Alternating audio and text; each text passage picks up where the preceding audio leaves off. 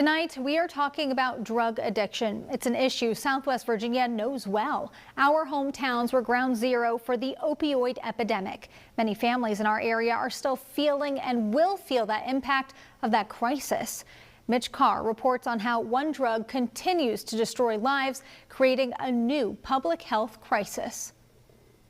A man from Augusta County is trying to rebuild his life after becoming addicted to a drug many opioid addicts turn to because they think it's safer than heroin or fentanyl. Tonight, this same man says it's not. Noah Fisher wants you to know that 7-hydroxymetragedine, better known as 7-OH, poses many of the same risks. We're not supposed to drive to the fields, but today I am. It's the simple life for Noah Fisher. It's very calm. It's very nice to be able to wake up and have a clear head. His parents' Augusta County farm has chickens, and We're going to see the pigs and the goats. It's not anything. Come on! his favorite animals are the cows. Just because we can eat them. I know that sounds awful. On any given day, he might be shin deep in, well, you know. But it's better than being in over his head in addiction. Cannabis, acid, MDMA, MDA, DMT. I wasn't really addicted to that. Magic mushrooms. Alcohol, too. The drugs and booze were a way to cope. I was abused when I was younger. So I think that that's just really like eaten away at a lot. One of Fisher's toughest fights against addiction came against something we found in vape stores and gas stations from Richmond to Roanoke. Which is 7-hydroxymetragedine or 7-OH. What's the harm in doing something that you can legally buy, you know? If it's on the shelves, I mean, it can't be that bad. Fisher says he was wrong about that, and it didn't take 7-OH long to start causing him problems. I was rolling quarters at one point to get a dose. So what is this stuff? We generally say 7-hydroxymetragedine. Some people say metragedine as well. Dr. John Downs is the director of the Virginia Poison Center at VCU. He told us 7-OH is a concentrate of kratom, which occurs naturally in plants native to Southeast Asia. But 7-OH is not natural. It's developed in a lab as a concentrated form of the active compound in kratom. If they're unfamiliar that this is now a concentrated form, then the dose that they're receiving of that 7-hydroxy is quite a bit higher perhaps than what they may have been previously receiving. And as a result of that, certainly not safe. The drug is sold in packages of 250, 320, or even 500 milligrams. This package has 4 pills, and each one has an 80-milligram dose. The recommended dose is 15 to 12 milligrams or something along those lines.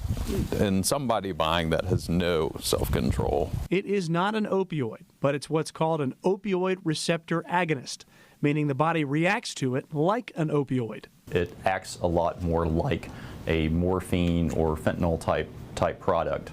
Which would, of course, lead to possibly respiratory depression or coma or maybe even death in high enough doses. And it will just eat you up entirely until you can't hide it anymore. Downs and his poison control colleagues across the country started seeing bad reactions to the drug only in February of 2025.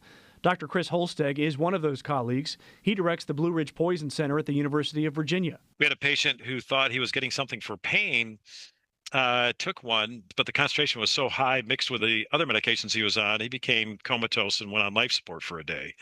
And there was no doubt he was exposed to 7-hydroxymetragedine. According to a study Holsteg published, calls to poison control for kratom products, including 7-OH, are up more than 1,200% in the last 10 years. From about 250 in 2015 to more than 3,400 last year. Hospitalizations are up by almost the same percentage, from 43 to 538. The last few months, we've had 3 patients comatose, nearly died from using these products. There are plenty of warnings on the packaging. This product may be highly addictive, not intended for daily or regular use. Daily or regular use may result in addiction or dependence. But the fine print is not what catches a potential user's eye. Dopium? Dopium? We're talking about something that I've seen anywhere between maybe 5 and 15 times more potent than morphine. And while morphine is heavily controlled, 7-OH is not.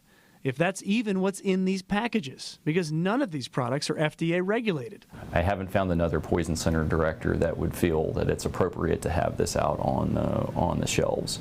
So I think there is a time for action for restricting its ability to be purchased. If something is out there that is more powerful than morphine, what's it doing on the shelves where no one knows what else is in it and anyone can buy it? Again, that comes down to a question of legislative action at this point. For now, it's on the shelves at vape stores, and you can't swipe your credit card at some gas stations without seeing it. It should be harder to get than going into a gas station and seeing it right beside the cigarettes.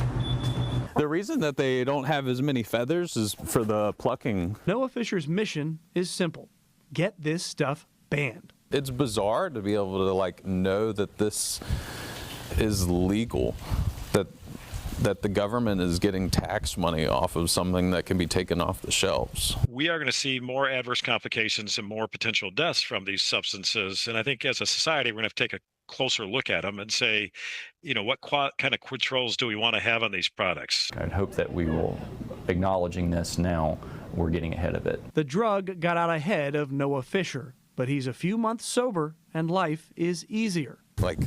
I've got a flip phone now.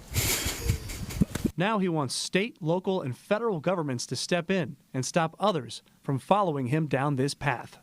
At the beginning of March, the Virginia General Assembly passed a bill to limit the sale of kratom and kratom products like 7-OH to people over the age of 21. The bill also requires full disclosure of all ingredients in the product, and it requires that stores that sell those products keep them farther away from customers. The governor has until right before midnight on April 13th to act on it. A bill to ban kratom outright and to make its sale and manufacture a misdemeanor in Virginia failed.